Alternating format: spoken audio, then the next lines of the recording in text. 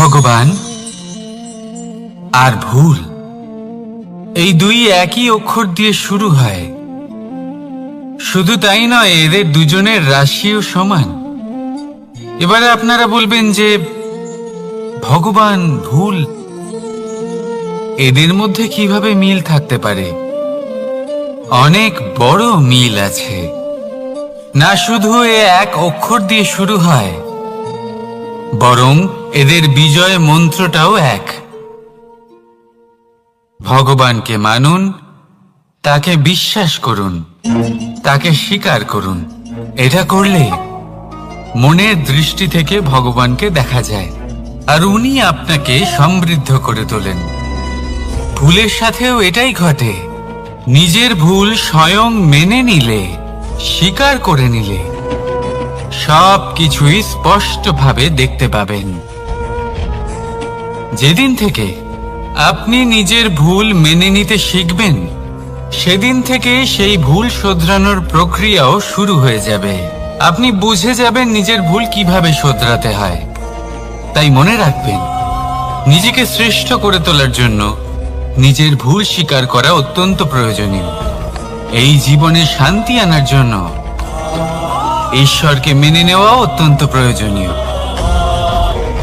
সবসময় নিজের গুণ এবং নিজের দোষ মনে রাখবেন।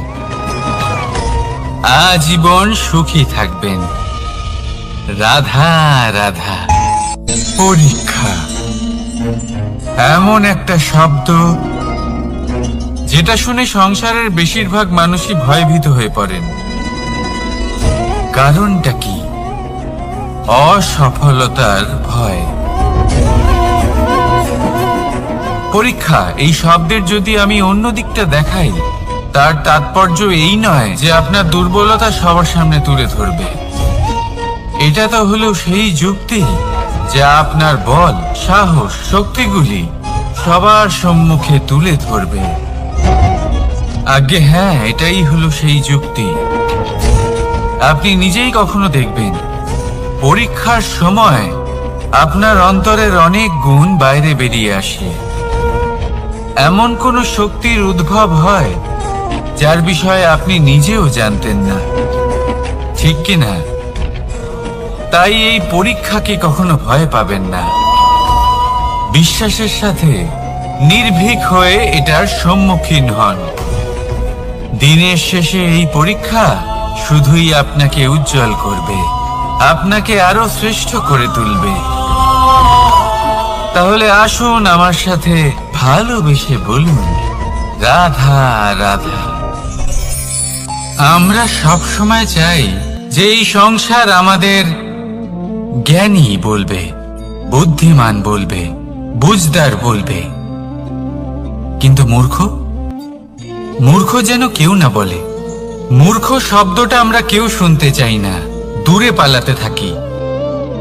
কিন্তু একটা সত্যি সবার কাছে অজানা, যে মূর্খ হওয়া হলো বুদ্ধিমান হওয়ার দিকে সর্বপ্রথম পদক্ষেপ। আপনি যত খুশি দিগ্গজ জ্ঞানী মানুষদের সাথে আলাপ করুন, যত ইচ্ছে কথা বলুন, যতই জ্ঞানের কথা আলোচনা করুন, অভিজ্ঞতা মূর্খ হবার পরেই পাওয়া যায়, তাই নয় কি? মূর্খ হবার পরে আপনি এটা বুঝতে পারবেন যে কি করা উচিত নয়। জ্ঞানী ব্যক্তি আপনাকে এটা বলবেন যে কি করা উচিত। আর এই সংসারে কি করা উচিত তার থেকেও অনেক বড় জ্ঞান হলো কি করা উচিত নয়। সেই জন্য সব সময় মনে রাখবেন, আপনার করা কিছু ভুল আপনাকে যদি কেউ মূর্খ বানিয়ে থাকে, ছল চাতুরি করে থাকে, তাহলে কোনো ব্যাপার নয়। এটা শেষ পর্যন্ত আপনাকে আরো বুদ্ধিমান করে তুলবে। এই মুহূর্তে ধন্যাত্মক থাকুন। এই সংসার আপনাকে অবশ্যই জ্ঞানী বলবে। রাধা রাধা। আপনি কি কখনো একজন মালিকে একটা বাগানের যত্ন নিতে দেখেছেন? যদি কখনো একটা গাছে উই ধরে যায়, মালি তখন শুধু সেই গাছের নয়, সমস্ত বাগানের চিকিৎসা করায়। আপনারা হয়তো বলবেন, এ কেমন মূর্খতা? যখন ওই একটা গাছে লেগেছে সমস্ত বাগানের চিকিৎসা কেন করাতে হবে? এ তো অযথা পরিশ্রম করা। কিন্তু মালি খুব ভালো করে জানে যে উই হয়তো একটা গাছে লেগেছে কিন্তু তা সমস্ত বাগানকে নাশ করে দিতে পারে। এবার মালির এই শিক্ষা, এই জ্ঞান অন্য অনেক জায়গাতে প্রযোজ্য। এই সংসারে আমরা শুধুমাত্র নিজের পরিবারের কথাই চিন্তা করি, তাদের যত্ন নিই, চেষ্টা করি যেন তারা ভালো থাকেন, সুখে থাকেন। আর সেই সময় এই সমাজের কিছু বিরোধী মনোভাব এই সমাজকে গ্রাস করে ফেলে, এই সমাজকে নষ্ট করে ফেলে। কিন্তু আমাদের নজর শুধু আমাদের পরিবারে থাকে। সেই জন্য যখন কথা ওঠে রাষ্ট্রের, দেশের, তখন তার জন্য সিদ্ধান্ত নিতে হবে, তখন তার জন্য ত্যাগ করতে হবে। আর মনে রাখবেন, যে সমস্যায় আসুক তার সমাধান পূর্ণরূপে বাঞ্ছনীয়। এই সংসারে প্রত্যেক ব্যক্তি যদি নিজের পরিবারেরও খেয়াল রাখেন এবং সমাজেরও খেয়াল রাখেন এবং সঠিকভাবে এই দেশেরও খেয়াল রাখেন, তবেই এই দেশ সম্পন্ন হতে পারবে। তাহলে আপনিও সেই প্রয়াস করুন আর আমার সাথে ভালোবেসে বলুন, রাধা রাধা। কথায় বলা হয়, জীবনে ভালোবাসাই হলো সুখের মূল। এটা সত্য। এবার প্রশ্ন হলো এটাই যে এই ভালোবাসা কার সাথে করা উচিত? যদি আপনি কিছুক্ষণের জন্য সুখ পেতে চান, তাহলে ভালোবাসুন নিজের রুচি মতো। যদি আপনি কিছুদিনের জন্য সুখ পেতে চান, ভালোবাসুন নিজের বন্ধুদের। যদি আপনি কয়েক মাসের জন্য, কয়েক বছর বা অনেক বছরের জন্য সুখী হতে চান, তাহলে ভালোবাসুন নিজের পরিবারকে, মাতা পিতা, নিজের সন্তান, স্বামী স্ত্রী, নিজের আত্মীয়দের। কিন্তু যদি আপনি চিরকালের জন্য সুখী হতে চান, তাহলে ভালোবাসতে হবে শুধু নিজের কর্মগুলিকে। কারণ সম্পর্ক যেমনই হোক না কেন, কখনো না কখনো ভেঙে যাবেই। এই সংসার হলো এমনই যে যাদের সঙ্গ আমরা পাই, তাদের সঙ্গ একদিন ত্যাগ করতে হয়। শুধু কর্মই হলো এমন এক সঙ্গ যা কখনো আপনাকে ত্যাগ করবে না। আপনার মৃত্যুর পরেও এই কর্ম আপনাকে বাঁচিয়ে রাখবে। তাই সবসময় মনে রাখবেন, এই কর্ম ধর্ম মনে করে পালন করা উচিত। জীবনের শেষ মুহূর্ত পর্যন্ত কর্মকে ভালোবাসুন। জীবনের শেষ মুহূর্ত পর্যন্ত সুখে থাকবেন। আর আমি তো সবসময় বলি, শুধু কর্ম করতে থাকো, ফলের চিন্তা করো না। তাহলে আসুন আর আমার সাথে ভালোবেসে বলুন, রাধা রাধা। দ্বিধাবোধ। অনেক সময় আমরা জীবনে সেই বাঁকে এসে পৌঁছই যেখানে আমরা বুঝতেই পারি না যে এবার কোন দিক নির্বাচন করা উচিত। কখনো এদিকে যাওয়া উচিত মনে হয়, কখনো ওদিকে যাওয়া উচিত মনে হয়, কখনো দুদিকেই যাওয়া প্রয়োজনীয় বলে মনে হয়, কিন্তু তা তো সম্ভব নয়। কখনো কখনো এটা মনে হয় যে এখানেই থেমে যাওয়া ভালো, কোথাও না যাওয়াই শ্রেয়। এবার একেই তো দ্বিধাবোধ বলে। সংসারে এমন কোনো দ্বিধা নেই যার সমাধান সম্ভব নয়। এই দ্বিধাবোধ স্বাভাবিক। আর আপনার এই দ্বিধাকে আমি একটু সরল করে দিই। দ্বিধাগ্রস্ত হয়ে নির্বাচন করলে তখন এটা মাথায় নিয়ে করবেন যে আপনার এই নির্বাচনের ফলে এই সংসারের ওপর, এই সমাজের ওপর কি প্রভাব পড়তে পারে। নিজের লাভ ক্ষতির বিষয়ে ভাবা ছেড়ে দিন আর কর্ম করুন সংসারের মঙ্গলের জন্য, আগামী প্রজন্মের মঙ্গলের জন্য। ভাবুন আপনার এই নির্বাচনের জন্য কিভাবে তাদের জীবনের উদ্ধার সম্ভব। কারণ এই ভাবনাই হলো উচিত ভাবনা। কারণ অনেক সময় ওষুধ একটু কড়া মনে হতেই পারে, কিন্তু এই ওষুধই তো রোগ মুক্তি ঘটায়। সেইভাবে আপনাকেও এই দ্বিধার মুহূর্তে কঠিন নির্বাচন করতে হতে পারে। এই কঠিন নির্বাচন জীবনে কঠিন পরিস্থিতিও আনতে পারে, কিন্তু যদি এই নির্বাচন ধর্মসঙ্গত হয়, যদি এর দ্বারা সংসারের মঙ্গল হয়, তাহলে এই নির্বাচনই হলো সঠিক নির্বাচন। আসুন আমার সাথে ভালোবেসে বলুন, রাধা রাধা। মানুষ নানান ধরনের বাসনা পোষণ করেন, তাদের নানান ইচ্ছে থাকে, অভিলাষা থাকে, নানান কামনা করতে থাকেন, স্বপ্ন দেখেন, প্রার্থনা করেন যেন তা সফল হয়, নিজের সম্পন্নতা কামনা করেন, আর শেষে নিরাশ হয়ে যান কারণ এসব কিছুই পান না। আপনাকে একটা ছোট্ট উদাহরণ দিই। জঙ্গলের রাজা কাকে বলা হয়? সিংহকে। এবার যেহেতু সিংহ বনের রাজা, তাই হরিণ তো তার কাছে এসে এটা বলতে পারে না যে আপনি হলেন বনের রাজা, তাই আপনি আমাকে মেরে ফেলুন, আমাকে খেয়ে ফেলুন আর নিজের ক্ষুধা নিবারণ করুন। এমন তো হয় না। সিংহ যতই বনের রাজা হোক, তাকেও পরিশ্রম অবশ্যই করতে হয়, তবেই তার ক্ষুধা নিবারণ হয়। সেইভাবেই আপনার সমস্ত স্বপ্ন, আপনার সমস্ত ইচ্ছে, আপনার সমস্ত অভিলাষা, সমস্ত আকাঙ্ক্ষা পূরণ হবেই, অবশ্যই হবে, পরিশ্রমের দ্বারা। শুধু ভাবলেই হবে না। তাহলে আপনিও জীবনে পরিশ্রম করুন, নিজের সমস্ত স্বপ্ন পূরণ করুন, আর আমার সাথে ভালোবেসে বলুন, রাধা রাধা। আপনি কি কখনো কোনো উঁচু পর্বতের শিখরে পৌঁছতে পেরেছেন? যদি পৌঁছে থাকেন বা যদি আপনি কোনো উঁচু পর্বতের শিখরে যান, তাহলে ভালো করে দেখবেন, আপনি যত উঁচুতে অগ্রসর হতে থাকবেন, আস্তে আস্তে সমস্ত বনস্পতি বিলুপ্ত হতে থাকে। তারপরে সমস্ত গাছপালা, পশু পাখি সব বিলুপ্ত হতে থাকে। শেষ পর্যন্ত সেই শিখরে থেকে যায় শুধুমাত্র শান্তি, নীরবতা। আমাদের মানুষের সাথেও এটাই হয়।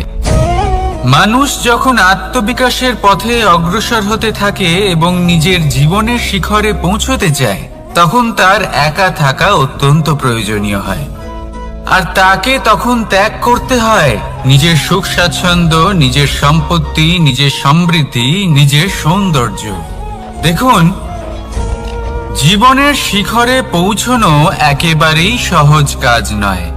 এ হলো অত্যন্ত দুর্গম এক পথ, কিন্তু যদি আপনি সেখানে পৌঁছতে চান, তাহলে আপনাকে ত্যাগের প্রবৃত্তি জাগিয়ে তুলতে হবে। ত্যাগ কি সেটা জানতে হবে, কারণ ত্যাগের ফলেই মনে শান্তি আসে, আর সেই শান্তির ফলে মনে উৎপন্ন হয় প্রেম। আর এই প্রেমই হলো জীবনের অন্তিম লক্ষ্য। তাহলে আসুন আমার সাথে ভালোবেসে বলুন, রাধা রাধা।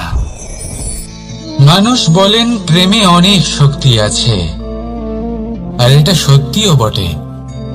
প্রেমে এতটাই শক্তি থাকে যে শত্রুতার বড় বড় স্তম্ভকেও এত সহজে ফেলে দিতে পারে। কিন্তু আপনি দেখে থাকবেন, যারা অধিক শক্তিশালী হন তারা দুই ধার সম্পন্ন তরোয়ালের মতো হন। কারণ এই প্রেম যদি আচরণে থাকে, মনে থাকে, বিচার বুদ্ধিতে থাকে, তাহলে তা শুভ হয়। এই প্রেম সৃজন করে। কিন্তু প্রেম যদি ব্যবসার অঙ্গ হয়, যদি এই প্রেমের ব্যবহার নিজের স্বার্থ, নিজের অহংকারের জন্য করা হয়, তাহলে তা সংসারের বিনাশ ঘটাতে পারে। রাধা প্রেমের ব্যবহার করেছে শাম্বের কারণে, আর শাম্ব সেই প্রেমের ব্যবহার করেছে নিজের অহংকার, নিজের স্বার্থ সিদ্ধির জন্য। শেষ পর্যন্ত ক্ষতি শাম্বের হলো না, হলো প্রেমের। তাই মনের মধ্যে প্রেম ভাব অবশ্যই রাখুন, নিজের আচরণেও প্রেম ভাব বজায় রাখুন, কিন্তু সতর্কও থাকবেন আপনার এই প্রেম একে নিয়ে কেউ ব্যবসা না করে ফেলেন। আসুন আর এই ভালোবাসার সাথেই বলুন, রাধা রাধা। সত্য, এই সত্য আসলে কি?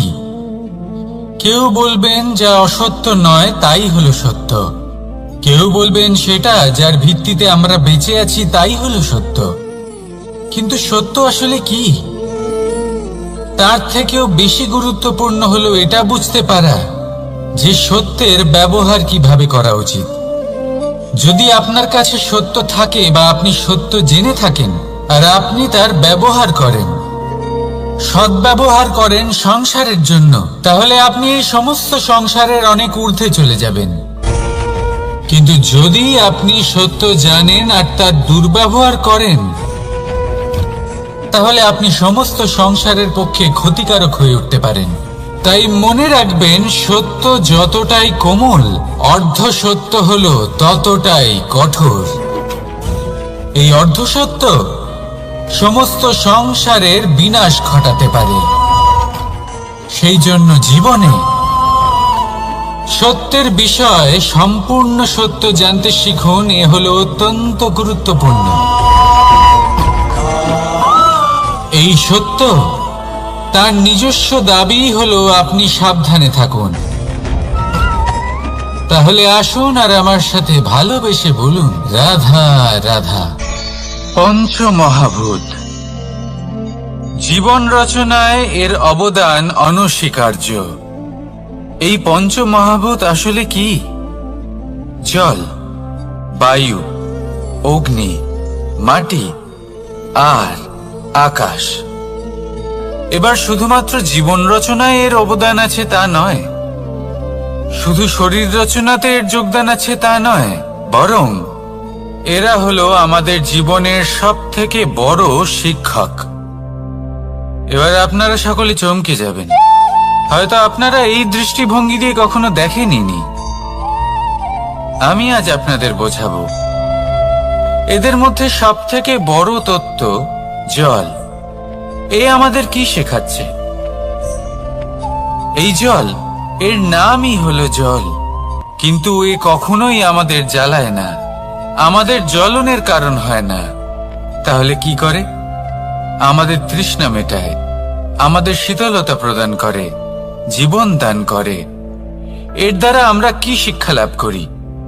যে আপনার উৎপত্তি যেখান থেকেই হোক না কেন, আপনি যেখানেই জন্মগ্রহণ করুন না কেন, আপনার কর্ম সর্বদা শ্রেষ্ঠ হওয়া উচিত। আপনি জলকে যে কোনো পাত্রে রাখুন না কেন, সে সেই অনুসারেই নিজের আকার ধারণ করে নেয়। এর দ্বারা আমরা কি শিক্ষা পাই? এই শিক্ষাই পাই যে যে কোনো পরিস্থিতিতেই নিজেদের মানিয়ে নিতে হবে, নিজেকে সেরকম করে নিতে হবে। যে দেশেই থাকি না কেন, যে স্থানেই থাকি না কেন, যে পরিস্থিতিতেই থাকি না কেন, যে ব্যক্তির সাথেই থাকি না কেন, আমাদের সুখময় হয়ে জীবন অতিবাহিত করা উচিত। দেখুন, আমাদের কত বড় একটা শিক্ষা দিল এই জল, যা আমরা কোনোদিন দেখতেই পাইনি। নিজেকে জলের মতোই করে তুলুন।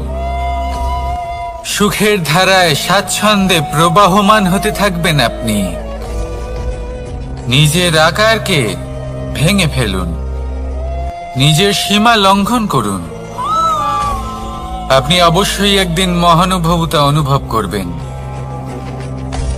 তাহলে আসুন আর আমার সাথে ভালোবেসে বলুন, রাধা রাধা। জীবনের পঞ্চমহাভূতের দ্বিতীয় তত্ত্ব হল মাটি, ভূমি, ধরা, যে ধারণ করে,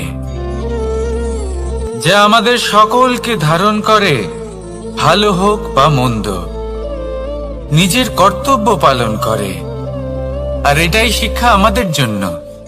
আমাদেরকেও আমাদের সকল কর্তব্য পালন করতে হবে, তা সে আমাদের নিজেদের প্রতি হোক, আমাদের পরিবারের প্রতি হোক, সমাজের প্রতি হোক বা ঈশ্বরের প্রতি। এই শিক্ষা আমাদের মাটি দিয়ে থাকে। এ আমাদের পদতলে পিষ্ট হয়েও তার বদলে আমাদের বনস্পতি প্রদান করে। অগ্রসর হতে পদক্ষেপ নেওয়ার সময় আমরা পা দিয়েই ধরিত্রীকে পিছনে ঠেলি, কিন্তু এই মাটি আমাদের ঘৃণা করে না। সে আমাদের পরবর্তী পদক্ষেপের জন্য অপেক্ষা করে আর স্বাগত জানায়। আর হয়তো সেই জন্যই এই ধরাকে আমরা ধরিত্রী মাতা বলে থাকি। আর তাই এই পদবি, এই সম্মান, এই ভালোবাসা, এর আকার বা এর ভারের জন্য একে প্রদান করা হয় না, প্রদান করা হয় এর স্বভাবের কারণে। আপনিও যদি ধরিত্রীর মতো হতে পারেন, যদি আপনিও নিজের সকল কর্তব্য পালন করেন, বিশ্বাসের সাথে তা স্বীকার করে নিতে পারেন, যদি অন্য কারো সাফল্যেও আপনি প্রসন্ন হতে শিখতে পারেন, যদি আপনি একটু কষ্ট সহ্য করে অন্য কাউকে প্রসন্নতা প্রদান বা অন্য কাউকে সেবা করতে পারেন, তাহলে আপনিও মাটির মতোই মহান হয়ে উঠতে পারবেন। তাহলে আসুন আর আমার সাথে ভালোবেসে বলুন, রাধা রাধা।